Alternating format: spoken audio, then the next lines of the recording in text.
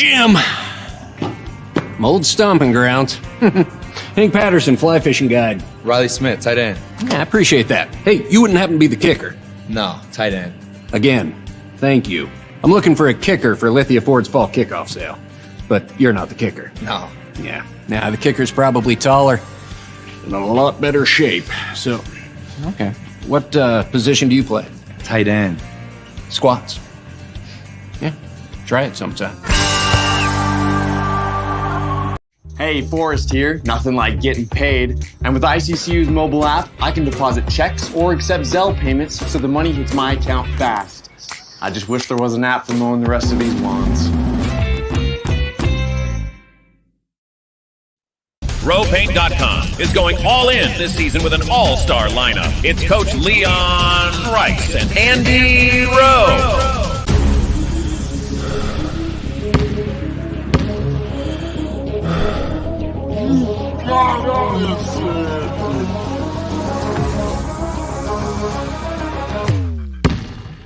Oh no. Want to just paint my house? When I want Boise State to win, I trust Coach Rice to lead the Broncos to victory. And when I want the best painting and garage floor coating, I trust RowPaint.com to get that job done right.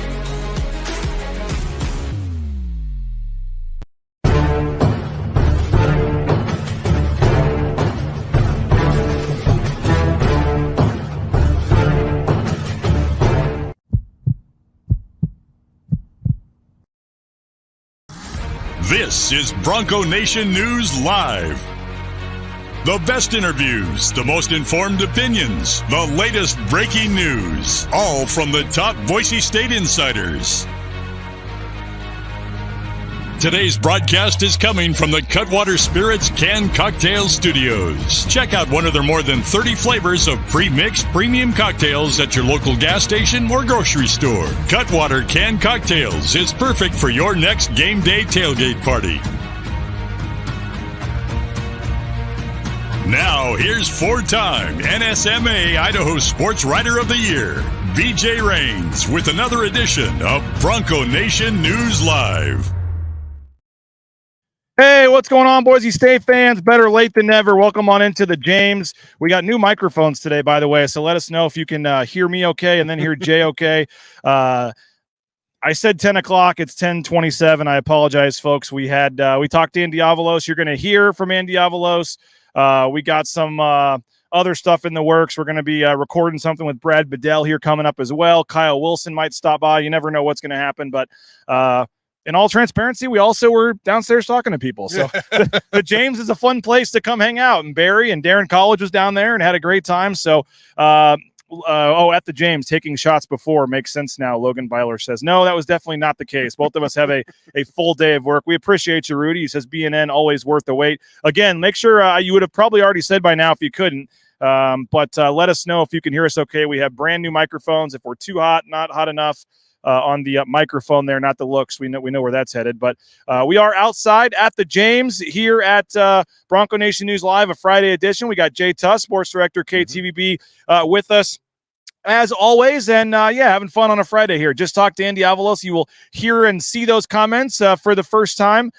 He spoke for 61 seconds this morning, Jay. So we were able to get 1 minute and 1 second of Andy Avalos the day. I will say this, day before a game, not many coaches are doing media. So the fact that he comes out there, announces the captain, we appreciate that. They said we look good, but we sound good, but look cold.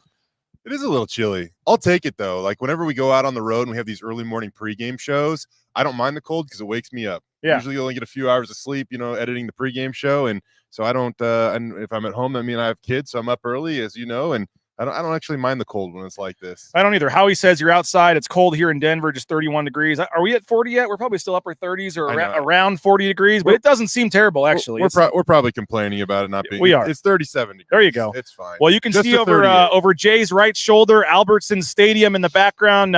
Love coming to the James, hanging out. They have happy hour in the afternoons from 3 to 5. They're open on the weekends for brunch at 10 a.m. This will be the spot tomorrow to come for the game. 3:30 kickoff. Nice little afternoon kickoff. Come have a few beverages, enjoy the game, don't mess with parking, and then the best part is after the game. Let the traffic die down, walk over to the James for a drink or two. I'll be here with Brad Bedell doing our post-game show. Looking forward to that. So I know you guys enjoyed Brad Bedell's insight. Funny how once they're no longer a coach, folks like, when you're the O-line coach, he said everybody wanted him run out of town. And now that he's back in the quote-unquote analyst world, I guess, kind of on a part-time basis here, he gave some great insight, man. Those former coaches, once they get out of that building over there, they say a little more. Well, Brad Bedell is also like a super gregarious guy. Like, he is fun to talk to. And so that doesn't surprise me at all one bit that he was a hit on the post game. Yeah, he was great, and we're looking forward to having Brad back tomorrow. So that'll be about 7:30 or so. It'll be about an hour after the game ends. We'll do the interviews. Come on over, but Jay, I know you have your pregame show tomorrow morning. We'll have our pregame show in the morning. There's some road rage going on behind us here. I was going to go with, hey, everybody's just getting ready for game day. Everybody's excited about the game. Maybe there was somebody watching on their YouTube on their phone, driving by wanting to honk their horn. We don't condone that, by the way. 3:30 tomorrow is the start time. And again, make sure you come down here and check out the James. They got the heaters, so it's nice out here. But Jay, we were talking before we went on here, man. Really no way to sugarcoat this one. This is and who would have thought in a late October against Wyoming, this is a massive game for this season and a massive game for the future of Andy Avalos as head coach here. It really feels like, we could be nearing the tipping point of the Andy Avalos era. It could go one way or the other. And considering, the fact that he's 20-13 as the head coach at Boise State, he's 10-6 on the blue. He talks about the standard a lot. 2 weeks ago at the beginning of the bye week, he met with us and he said, hey, the record is not where I want it is. Nobody knows that more than I do. He understands the position that he is in, and you just kind of get the feeling that this is a massive game coming up on Saturday, tomorrow at 3:30. The last time Boise State was here was a scary contest against San Jose State, a team that Boise State has typically dominated over time, and they were down 27-7 in that contest. Boise State wants no part of being down 27-7 to Wyoming, though. 27-7 against Wyoming will feel like 47-7 because of the way that they play defense, the way that they control the clock, the way that they run the ball. That is a scenario that they want to avoid tomorrow at all costs. Yeah, not quite being down against Air Force, but it's pretty close. It would be pretty close. That you don't want any part of that. Something that Andy Avalos told us today too is that they're anticipating some wind tomorrow, so maybe more running than the typical game plan would call for, especially if it's getting up to 15 miles per hour. That actually turns into a pretty blustery afternoon at Albertsons Stadium, the way that the wind can kind of whip through there. And if you're trailing, again, that's just you want to avoid that at all costs. Well, a lot of topics obviously we've been talking all week that we'll get into, some last second stuff here, but in terms of Wyoming, the stats don't jump off the page at you offensively, defensively. The two quarterback system doesn't jump off the page. No, it does. I'm kidding. Oh man, they do have two quarterbacks that play, but it's now become one guy that's playing most of the time for them. It's Andrew Peasley. He's from La Grande, Oregon, just down the road. Started his career, obviously, at Utah State. Transferred in conference to Wyoming. He's not going to, wow you with his passing yard totals, but the thing that wows me about him, BJ, he has the best touchdown-to-interception ratio in the Mountain West Conference. He's thrown 12 touchdowns, only 2 interceptions. He's added 4 rushing touchdowns on top of it. He is, the perfect quarterback with what Craig Bull wants within his offense. What else stands out to you about Wyoming? They run the ball well. They have one of the best, if not the best, linebacker in the Mountain West Conference in Easton Gibbs. I think the thing that just worries me the most, BJ, is something we have probably talked about ad nauseum on this show.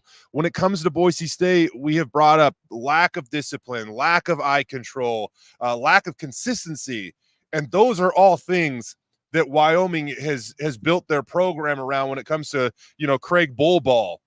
And so that I would say that is a thing that concerns me more so than any given matchup, anything like that when it comes to personnel, even X's and O's. It's just the fact that Wyoming, when they dig in, they are a very disciplined team, and that's an area that Boise State has struggled at, particularly on defense this year. And I mentioned the stats not wowing you, but they really never do with them. You just don't. You look up and it's a one-score game in the fourth quarter, pretty much every game. And so they beat Texas Tech. Obviously, that was a big win for them. They had a chance against Air Force at the end of the game to take the lead there, and then they were hanging with Texas in the fourth quarter on the road in Austin as well. So 5-2, I believe, on the season. They're still, everyone's talking about Boise State being in the conference title here. They see themselves as a player in this as well with the win already over Fresno. I mean, if they get a win in this one, you're right, BJ. That's a massive hurdle. it gets a little easier for them the rest of the way once they get through this one. As you mentioned, they've already beaten Fresno in Laramie. They came so close to knocking off Air Force 2 weeks ago on the road in Colorado Springs, and now they have the trip here to Boise State. Boise State's coming off a bye, but so is Wyoming. So both these teams, you figure, are going to be about as healthy as they've been since really the season even kicked off. And so if they get a win, you are right. They are going to love their chances of making a real run and a real push at maybe playing and reserving a spot in that Mountain West Conference Championship game. Got a couple questions coming in on the ICCU chat about some injury updates, some other questions. If you have a question, you have a comment, get it in. We'll get to it right after this. We're also going to hear from Andy Avalos. Quick timeout, though. Don't go anywhere. We'll be back in 90 seconds. Here live from the James on Bronco Nation News.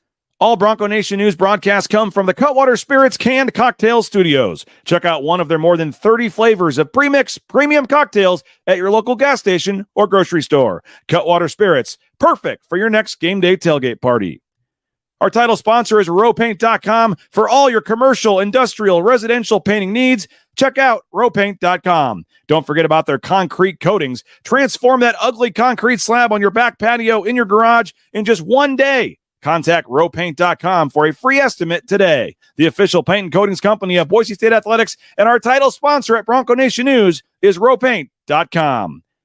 Idaho Central Credit Union's been helping members achieve financial success for more than 80 years. There's an ICCU branch on almost every corner, but the closest is in your pocket with free eBranch mobile and online banking. See why more than 500,000 members love ICCU and join 1 in 4 Idahoans by making the switch today at ICCU.com. Since 1984, Ridley's Family Markets has prided itself on being a hometown food and drug store that employed value members of the local community. Ridley's Family Markets has 13 locations in the state of Idaho and many more in the surrounding states. Download the new Ridley's app to your smartphone. Get savings up to 40% off at the checkout line and find a location near you at shopridleys.com.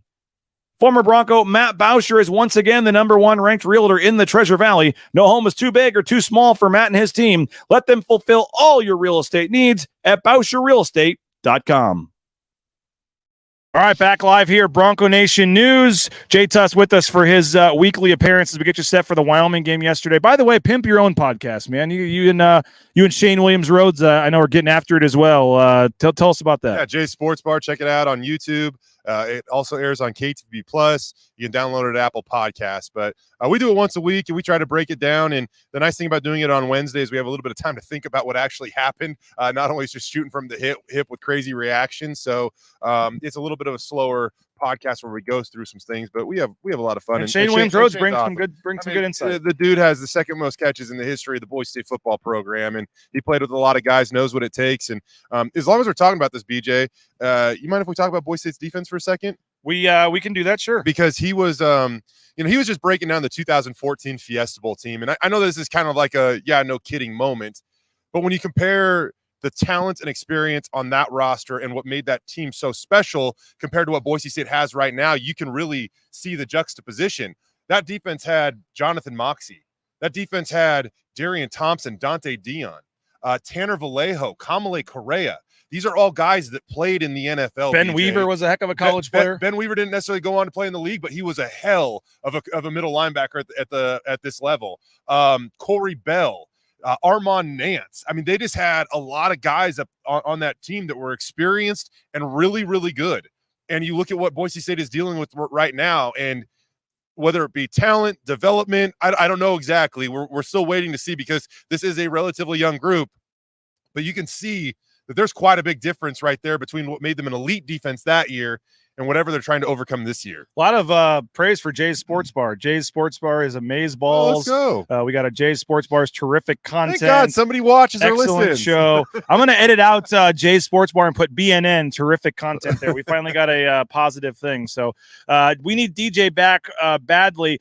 We should talk about that for a second because there was a lot of talk that DJ Schramm is back at practice. It's been talked about, written about, said that DJ Schramm is back. We do not know. We do not know 100%. And I'm going to say the same thing about George Helani. Yeah. We do not know 100% that DJ Schramm is playing, and we do not know 100% that George Helani is playing. Andy Avalos said that they are back at practice. Yes. And even specifically was asked, is George Helani playing in the game? And he smiled and said it's good to have him at practice. Did not mention the game. So I think there's this narrative out there that DJ Schramm is back and he's ready to go. even if DJ Schramm does play, I would suspect we're talking 25% of the snaps. They'll try to pick and choose, maybe some bigger drives later in the game. But he's coming off a fairly serious shoulder injury. I don't think DJ Schramm is going to be out there playing 80 snaps tomorrow, if he even plays at all. No, and we tried to temper expectations back on Tuesday when we do this for the first time in the week. Mentioned it on Jay Sports Bar too, really trying to temper expectations. I think there was a lot of excitement when you heard that DJ Schramm is back at practice, as there should be, because it means that he is getting closer and closer to a return.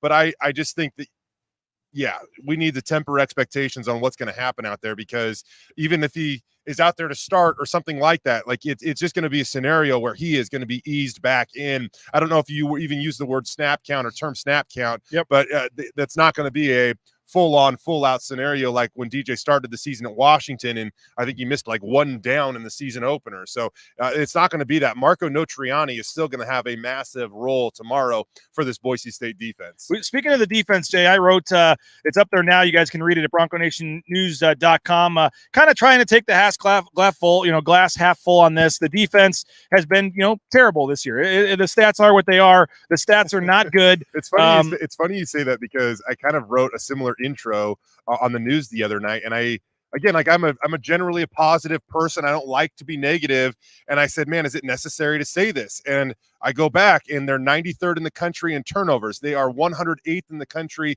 in scoring defense. They are 116th in the country in yards allowed. So to say that they have been bad, BJ, it might be hard to hear, but it is accurate at this point. Yeah, and Spencer Daniels said his direct quote was, "We're very aware of the stats and very aware that we are not playing to where we need to be." Going a little bit further on the stats, Jay, you mentioned 116th in the total defense, 428.3 yards per game. That's on pace to be the second worst in program history, behind only the 455 yards a game allowed back in 1996. So if you wanted to phrase this as historically one of the worst Boise State defenses of all time, you're factually correct. That was a defense that was also transitioning up to the FBS level from the FCS level. And so given the fact that we are, well removed from that transition, you could definitely argue that it's been the worst defense that Boise State has had. Yeah. Well, and to have no argument, you could say one of the worst defenses in the history of Boise State. It's like I said, statistically. Sucks to hear, but the stats, as Spencer Danielson even said, he knows the stats. We know the stats, and the stats justify that. 35 passing plays of at least 20 yards already this season, 129 in the country. Last year, they gave up 77 passing plays of at least 10 yards in 14 games. They've already surpassed that, giving up 78 passing plays in 7 games. So they're on pace to have more than double 10-yard passing plays. As I mentioned, number 129 in the country. All the passing stats are obviously terrible. The running stats are a little better, not great. But the big issue has been against the pass. Only 4 schools in the country, Jay, have given up more passing plays of 50 yards than the 6 Boise State has given. So they're giving up short passing plays. They're giving up long passing plays. They're giving up a lot of passing plays.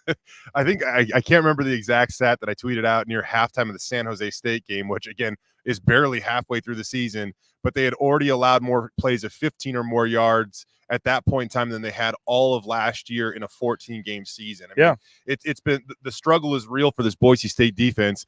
I think that in order to see this thing move forward, consistency has been a problem for this team, right, BJ? So I don't even know if I necessarily worry about down in and down out, but you got to control the big downs. You got to control the money downs, mainly third down and mainly third and long. There have been times these last 2 games where Boise State has done a decent job on defense on first and second down and set up these third and longs. But way too often are they then allowing conversions on third and long. And what goes into that is what we've the words we have heard all year: a lack of eye control, guys trying to do too much and overplaying their zone or underplaying their zone, whatever it might be. And all of a sudden, opposing quarterbacks are allowed to hit them for a big play. Only one team in all of college football, BJ, has allowed more first down throwing conversions on 3rd or 10 or more than Boise State has this season. How do you look that up, by the way? I'll show you. All right. Out of 133 programs, only one has allowed more of those conversions of Colorado? the passing variety. Actually, it's not. That's a really, really good I was guess. thinking of all the bad passing teams. I remember seeing Colorado State's at the bottom of the list. It's actually Purdue. Okay. But that was a really, really good guess because when you do look at some of those, Colorado is one of the teams that is below Boise State in some of these pass defense categories. Well, you mentioned what 90th overall. They're giving up third downs 40 almost 41%. Yeah. That's not good. That's not good. I mean, it sounds like common sense, but when you get off, I mean, as someone that may or may not have had the minus 9.5 on the Bills last night, getting off the field on third and fourth down is a. I saw your tweet last night that said that's tough for anyone that had the Bills minus 9.5, and I was like, I bet you BJ had the Bills minus 9.5. We may be eating steak and lobster today if I'd have hit that. The James might have been feeding us nicely if that had hit, but. Yeah, had the big underdog parlay. The Blues won for me. Had the 9.5 and 2 fourth down penalties to extend the drive. So yes, on third down, on fourth down, it is imperative and it's common sense. But when you get off the field on third down and don't let them convert, like they're not going to score. Yeah. Like that, it's hard. I'm sure that coaches, if you asked them one stat that would win you or lose you a game, I'm sure it's probably not third downs, but third down conversions has to be up there because offensively too, if you're converting, you're moving the chains. Yes, exactly. If you don't convert third downs, then you're probably punting more often than not, though. Outside of that, this team has to figure out a way to pressure the quarterback. And I know that, where do they rank in sacks? Any idea? If you have to look at the FBS only because their FCS numbers, when you include the 6 they had against North Dakota. Oh, that's right. It feels like it's a false number. It feels like it inflates it a little bit. Okay. When you take that out of it, they do drop near the bottom 100. So they've got to figure out a way to pressure the quarterback. And I know that you asked about this, BJ. You asked Spencer Danielson about this specific play near the end of the Colorado State game. They blitzed Rodney Robinson from the safety position, and they put Andrew Simpson in kind of a tough spot covering Torrey Horton in that zone coverage. And, Spencer said, hindsight's 20/20, you want that play back. But I also think that it just screams, and this is completely my opinion here, nobody else's. I think it screams the desperation that, Spencer Danielson is trying to reach to right now to find ways to put some pressure on the freaking quarterback, because following the second, I think it was the second second play of the game last time Boise State was on the field at Colorado State, Ahmed Hassanin had a sack. Fowler Nicolosi dropped back 55 times after that. He was sacked 1 time. And so I think it just screams to the desperation of how they have to figure out a way to make an opposing quarterback uncomfortable, something they have consistently failed to do this season. Bronco Ray says no sports betting in Idaho. Yeah, I was just kidding around, of course, Bronco Ray. We're just talking facetiously. Yeah, there's nothing happening there. But the point was, we talked about how bad it's been. But you talk to some of these coaches and some of these players, they truly believe that they're close. And you look at the second half against San Jose with the shutout, the first half game, basically the first 55 minutes or first 54 minutes against Colorado State. And again, the problem has been putting 60 minutes together, and that's what they're going for. But now they're starting to put whole halves together where they feel like they are getting closer. And I'll just throw out this number. Wyoming is one of the worst passing teams in the country. So if you're saying, hey, maybe this is the game where the pass defense can get right a little bit, well, Wyoming comes in 85th in scoring offense. Again, it's part of their style of play. Are you just reading your article to us? A little bit. I took some notes on the stats here. Free article reading today at BroncoNationNews.com. 112th in total offense. And then you go to the passing offense. They're only averaging 160 passing yards a game, 120th in the country. Now, you mentioned they do a good job of leaning on the run, mixing and matching. I get it. But in terms of straight passing, this might be a game where Boise State, at least in the numbers, looks improved.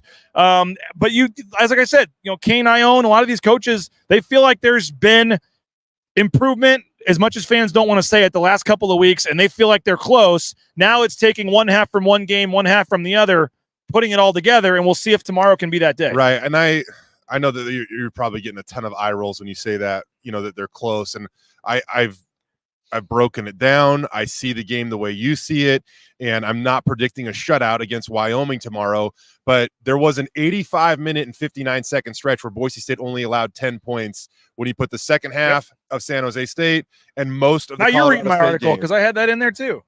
I had the tweet before. Oh, okay. Check the timestamp. Check the timestamp.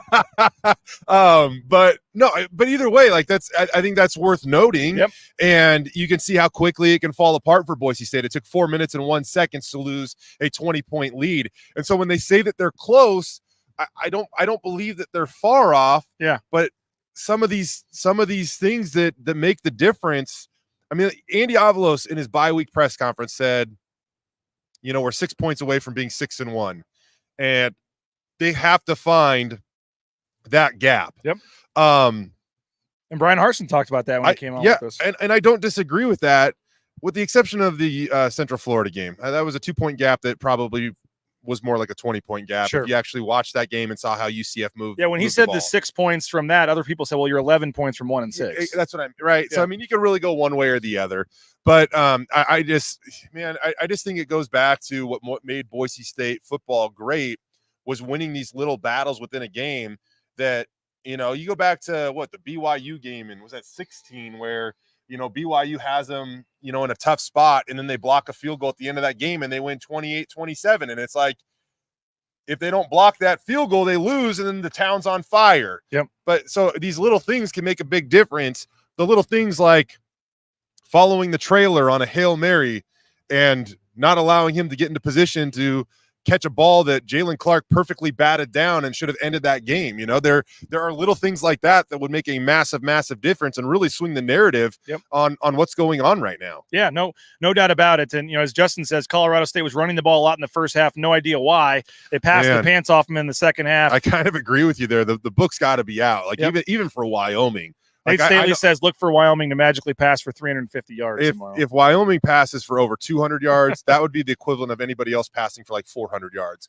If that happens, then I would be gravely concerned for this Boise State defense. You're not already. Oh, no, like we What's said, worse than great? I know, right? Like we said, BJ, at the beginning of this thing, I know that a lot of fans feel like we've already arrived at it, but you do get the feeling like we are nearing the tipping point of this team, the Andy Avalos era, and really Boise State's reputation as a football program. They cannot afford to lose this game if they want to get to bowl eligibility. Yeah, I was going to say, next week's game against Fresno is certainly harder. I think you can make a case at Utah State just being on the road. Utah State has played pretty well at home this season, and too. I think the Air Force game is harder. So I think Air Force game terrifies You're looking me. at minimum Air Force and Fresno are harder. Yes, which means that's two games that you would quote unquote say are losses, or at least say are going to be harder to win than this one. Yep. And so you're trying to find 3 wins on the schedule. You're looking at in a good perfect world, New Mexico and Utah State, and tomorrow. Yeah, and I guess what I'm saying with that too is if you can't win this must-win game, how do you win 2 more in front of what should be a near-ish capacity crowd on the blue? If you can't win this one, why should I believe that you can win the ones where you're actually going to be an underdog at Fresno and at home against Air Force? I mean, ESPN's Football Power Index suggests that Boise State is going to be an underdog in both of those games, and they have to win 3 games. So if they lose this one, then that means it's a darn near win out scenario just to make sure you can get to a bowl. You lose this, you have to win 3 of 4 down the stretch, and you still have Air Force, Fresno at Utah State. You got to avoid that scenario, man. Yeah, you got to win tomorrow. Got to win tomorrow. Got to find That's a way. why I think that knowing the history of this conference, and you see Wyoming's coming to town, everybody respects Craig Bull. But I still think that's not necessarily a game where you're like, oh, we better be on guard for. Yeah. And right now it is.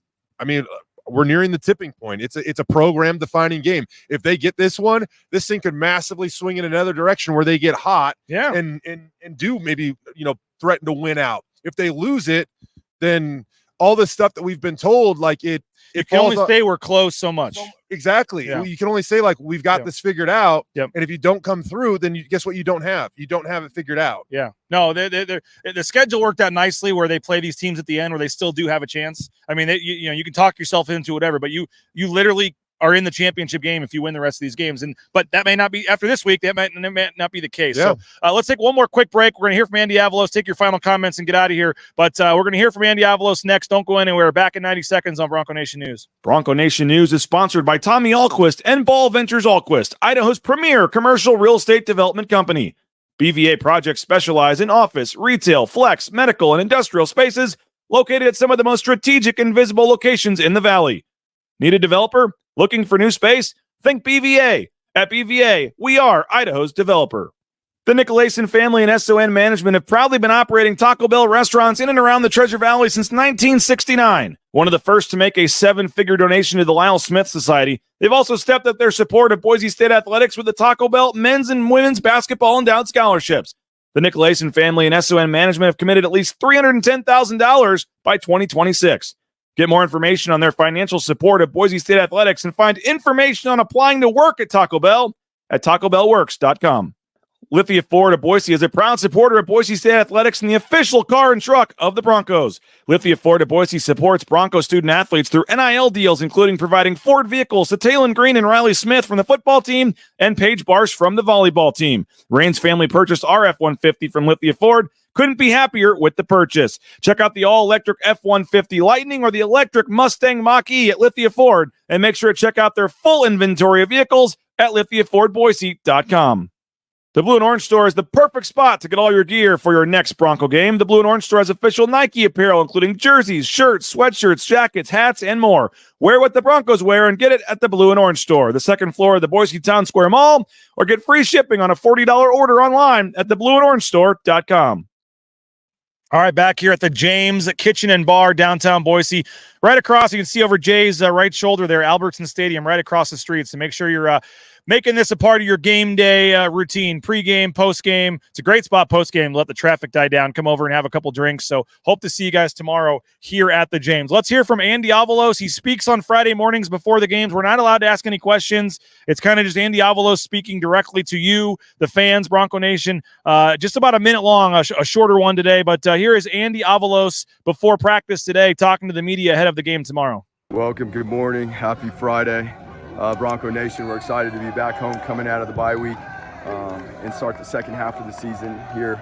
You know, it's 1-0 mentality each and every week as we head down the stretch. We're in position to compete for a conference championship. We all know that we play really good opponents 1 week at a time down the stretch. We've had a really good bye week where we're able to focus on ourselves, and this week it was back to it, getting ready for a very, very good opponent in Wyoming. But love the way the guys have brought the enthusiasm, increase the detail, and obviously increasing our process and our preparation. This week for the honorary captains, we have Garrett Curran for the offense and then Braxton Feely for the defense. The hammer is going to be carried out by Nohi for the blocked field goal in our last game, which was awesome to see, get a big time special teams production play like that. And we'll continue, to push the envelope to put our guys in positions to be able to have those type of impact plays. Well, we also found out, Jay, that Kyle Wilson back in town. It'll be announced later today. Kyle Wilson raising the Blue Chaos flag, going to be pumping up the crowd before kickoff. They only wish they could have him back in that secondary for tomorrow's game. I don't know if it was the last game he went to, but I certainly remember one of the last games he went to. He was at the Florida State game in 2019. Hurricane Hank was born, and that worked out okay. That worked out okay. So maybe Kyle Wilson, one of the best to ever rock the blue and orange over at Boise State, will bring some good vibes to the stadium this Saturday. Final segment of the show. We're taking your comments and questions here on the ICCU YouTube chat. And Bill pointing out Khalil Shakir had a nice night last night. Yeah, let's give Shaq Attack a little bit of a shout out. Maybe his time has finally arrived in Buffalo. He played a career-high 45 snaps on offense last night, a career-high 6 grabs, a career-high 6 targets, a career-high 92 receiving yards. I think it's safe to say he had a career night for the Buffalo Bills last night. Who was out, or why did he play so much? I don't know. I mean, Stephon Diggs was there. Gabe Davis played. So I know that their starting tight end got hurt, but Kincaid's filling in, and I don't think that had much of a factor in terms of Shaquille or Khalil playing. So awesome to see him have that type of night, and maybe Buffalo is finally starting to listen to everyone here in Boise that has been screaming for the last 2 years to get Khalil Shakir on the field, because he's an unbelievable human being, but it's also an unbelievable football player. Can't wait to see the NFL career that he's going to put together, and maybe this is a big step forward. It's funny. There's some guys that I think maybe the media fans, we overvalue a little bit in terms of the next level, in terms of their draft stock, whatever, but I don't think anybody is surprised. No. 6 targets, 6 catches. Yep. No, Khalil was – I can't even believe how much they wish they probably had him in this offense right now. He would he was a special player when he was a Bronco. For Perry's sure. asking about the basketball exhibition. Again, will be televised on the Mountain West Network. It's not an exhibition. The Vanguard game next Tuesday is a regular season game, and that is going to be on the Mountain West Network. They play tomorrow against Weber State in a closed scrimmage, so that will not be televised. No fans, no media against Weber State tomorrow. But that Vanguard game on the 7th, a week from Tuesday, is a regular season game. So we should throw that out there. That's a regular season game. Then they have the San Francisco game on Sunday. I am excited for hoop season, man. I am too. I mean, even Leon's just he's a breath of fresh air often to cover. No, he's not perfect, and everybody gets mad after losses and things like that. But for the most part, Leon is I think he is a unique guy in college sports right now for a head coach. I think he has a great grasp on what is and what isn't important, how to make every day enjoyable, and he lives it. He doesn't talk about it like he is a first-hand example of it. Well, Robbie Robinson says that with the uniform post on social media, does that mean Prince Strawn going to get more touches? Yeah, don't, like we said about DJ and George Alani, let's not have unrealistic expectations about playing time, maybe even for Prince either. Tequila Gus was a little worried we were taking too long. He said he's going to be switching from Bronco Brew Coffee to Cutwaters here pretty soon. So appreciate you for supporting the sponsors. It is 5 o'clock somewhere. Appreciate you, Tequila Gus. And by the way, I did get some Cutwaters samples I want to pass out. Didn't even know, I'll be honest, didn't know they made these. I got to find out if they're new. Espresso martinis, our canned espresso martinis from Cutwater Spirits are now available, and I've got some that I can give away if anybody's interested. We'll have to think of a contest or something. Co-host eligible? Yeah, you're eligible. Sure. And we got the lime margaritas. We got different options that we can get to. Let's see any final comment. I know I missed over a couple of comments here. Let's see here. If you have a final comment, get it in. They're all ticked off that we're starting late. That's mostly what they're talking about here and complaining about that. We got on here as soon as we can. Bill wants to know, is Schramm back or Helani? We did touch on that. No word yet. We're guessing yes on Helani, but not a full load, and maybe on Schramm. Yeah, it's really interesting because normally we have no information and we're trying to guess. Now we actually have information, and yet we still are trying to guess. And I do want to say this. Situation. This is sometimes we do get a heads up on stuff, and we have to kind of couch how we say it. Yeah. Maybe you do, but I don't. No one has 100% told me they are or aren't playing. Yeah, I'm right there with you on that. And we're just trying to say that if you say what the coaches tell us, they have not said for sure that either one of those guys is playing. And again, the strongest feeling I have is nowhere near 100% for either of them. I mean, I don't know about physically. I just mean in terms of how they would normally use them. Sure. Perry wants to know about Austin Bolt. It sounds like he's out there practicing. They did caution it. I think it was Bush Hamden saying there's a return to play type thing. He's probably another guy that maybe gets 4, 5, 6 snaps where they tell him to run a go route. But I know he's kind of the guy for 3-4 years now. Everyone's been waiting for. But any thoughts on a healthy Austin Bolt impacting this offense? He's just had some tough luck when it comes to his health. And I know that we saw him out there at the beginning of fall camp, and everybody was excited, but then he had some setbacks, and in terms of that health, and now he's kind of getting back closer and closer. And I guess just my point is, it has nothing to do with talent. It's just been a hell of a recovery process for Austin Bolt. Yeah, it's required a lot of patience, more than probably a lot of people have, including him. But that guy's a warrior. He'll be on the field as soon as he's allowed to contribute. We almost made it the whole show without talking about the quarterback situation. Wow. Clint, have you done that in the last 3 weeks? No, we haven't. And I was actually excited to do it. But Clint's saying, going back to your comment on the 2014 team, he says we used 1 QB all season. Should be this way now. 2 QB system has worked once. Make the choice, Mad Dog or TG. That is going to be interesting tomorrow to see how the quarterbacks are used yet again. Okay. Well, I'm going to upset some people listening, and probably most people listening. Do you want a reason why they're using it? One reason why they're using it. And the reason why is they are very confident that in certain downs and distances that Maddox Matson just has the better capability to get Boise State out of that situation. So if you see Boise State getting behind the chains on 1st and 2nd down when Taylor Green's on the field, that probably is going to lead to Maddox Matson being on the field. 2-minute situations where you want to pass, Maddox Matson's probably going to be on the field. If you look at third down passer efficiency rating, Maddox Matson's number 1 in the Mountain West amongst qualified QBs. Taylon Green is 11th out of 13. His quarterback efficiency rating on those situations is 96 and change. Maddox Matson's is north of 173. So there is a big difference there. So when you hear coaches say, we've identified this, we think they're better, they continue to say that they've been better, which if you do look at points per game, they continue to inch up closer and closer to that 30-point average threshold, something they haven't done since Brian Harsin left his head coaching position here at Boise State. So has it been better? Yes. It hasn't been fluid. I don't know how many times they said we have to get this rhythm down better, and we'll see if they can do that. My one concern with that, one of many, I suppose, Bush gave us a percentage this week. He said he wants to see Taylon Green on the field 60 to 65% of the time. It still feels like that's a little bit too much of a coin flip scenario where you could very easily slip towards 50-50 and be right where you've been these last couple of games. But if Maddox Madsen plays more snaps again than Taylon Green, they cannot call Taylon Green the starter. I kind of agree with you on that, man. Like, that has been the case these last 2 games, by the way. 72 snaps for Maddox, 32 pass attempts for Maddox.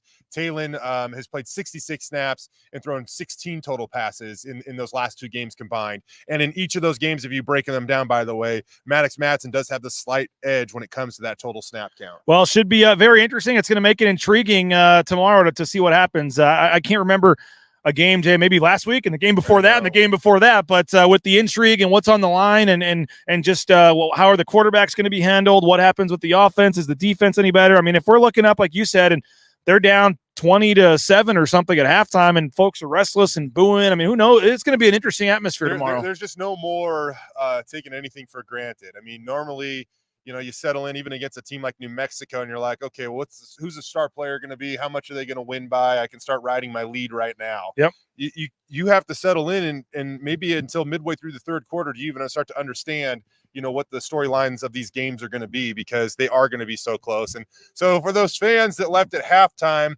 10 years ago or 14 years ago when Kellen Moore and company were blowing out these schools by 50 at the break, now you are getting your interesting, entertaining games that go right down to the wire. Should be fun. Jay, what do we got on the KTVB coverage? I know you got high schools tonight and then the pregame show tomorrow. Yeah, last night of Friday Night Football is tonight. We'll still cover high school, but when the state playoffs start, some of our teams get eliminated, and we just don't need as much time to cover everybody. So last Friday Night Football of the evening is tonight. That starts during the news at 10, and then a full half hour following the news at 10 on KTVB Plus, as well as our KTVB YouTube page. But yeah, tomorrow on the pregame show, we have to look back before we look forward, recapping the chaos that happened, in Fort Collins. We're going to look at a big hit by Alexander Tubner in that game. I know you talked with Tubes this week too, had a lot of good things to say about his defense. He really is a guy that I feel like is important, BJ. I feel like Alexander Tubner is a really important piece of this team as a leader. And I know that he hasn't been perfect this year. He knows that he hasn't been perfect this year, but I just feel like he plays a really key role on this team. I'll give you this though. And it did hurt him mightily, by the way, mentally, that he was not on the field for that Hail Mary. You want to talk, we got a quick second to talk about that? I mean, to the point where you really appreciate the maturity and mental approach of Alexander Tubner. We both interviewed him separately. He addressed it. But there were points where he said that, in all honesty, I've kind of mentally moved on since it was 2 weeks ago. I understand it would have been better to get him right after Colorado State, whether it be right after the game or even just that week afterwards. Now we're 2 weeks removed. I do appreciate the maturity and honesty out of Alexander Tubner. Did you know that on that hit, he had a massive hit in that game, and it was perfectly legal. It was in the framework, within the framework of all the rules that they lay out in college football. Yep. He broke his helmet on it. He hit a kid so hard he broke his helmet. Wow. Yeah. Wow. And that was the one where some people thought maybe it was going to be targeting. They didn't even look at it. They didn't even look at it. Yeah. He asked him a little bit about it, and he said that, I'm not thinking about whether I'm going to get ejected or not while obviously the play is going on. But he says, I've been in that scenario for, so many times and trained it so many times that at the last second, my instincts got my chin up so that my head wasn't down. Yep. And I went to the side. So I hit with my shoulder. And so that's just kind of where my instincts led me to. $800 helmet, by the way, we found out. And he said that today, an 800. He does wear, I can't remember the name of it, but he does wear one of those newer models of helmets. I didn't know that it was an $800 helmet until today. And then you guys are doing the morning show again. Yeah. And then, but you'll be Big Ten football, 9 to 10 a.m. and on Channel 7. But you'll have the afternoon show from the field digitally. digitally. Yeah, we'll come back about an hour before kickoff. Or so. Hour before kickoff digitally. We're going to be, by the way, we'll try to start and be done about before Jay starts, 8:30 or so tomorrow morning. We got some things going on, scheduling conflicts, so we're going to go with the morning pregame show again. So make plans. If you're watching College Game Day, big noon kick. I recommend big noon kickoff tomorrow. They're going to be at the best location possible, the Hill there in Lawrence, Kansas. But 8:30 or so, flip over. We'll be on live. Man, I didn't know they're covering basketball. Yeah. Bill Self live, right? That's usually what happens at a football broadcast. They get the basketball team on there at some point, but now they have a reason to talk football. But 8:30 tomorrow, we'll be live in the morning. And then if you can't watch us live, you can check our YouTube, Twitter, Facebook throughout the day up until kickoff. Brad Bedell going to join me. We'll get his thoughts on the 2 QB system. We'll hear from some of the other coaches as well. Demario Warren on what went wrong on that Hail Mary, as you said, kind of looking back before we look forward. I had a good chat with Demario about that. So that'll be tomorrow at 8 a.m., 8:30, I guess I should say. Jay's going to be on at 9 on KTVB, and then he'll be back in the afternoon as well. And we'll have on Twitter and all that good stuff, the injury updates and who's out there and clips and all that. So make sure you're following social media channels as well. So, Jay, appreciate it. Appreciate Barry and Perry and everybody here at the James for what was the joke you made about Am I allowed to say it? I don't.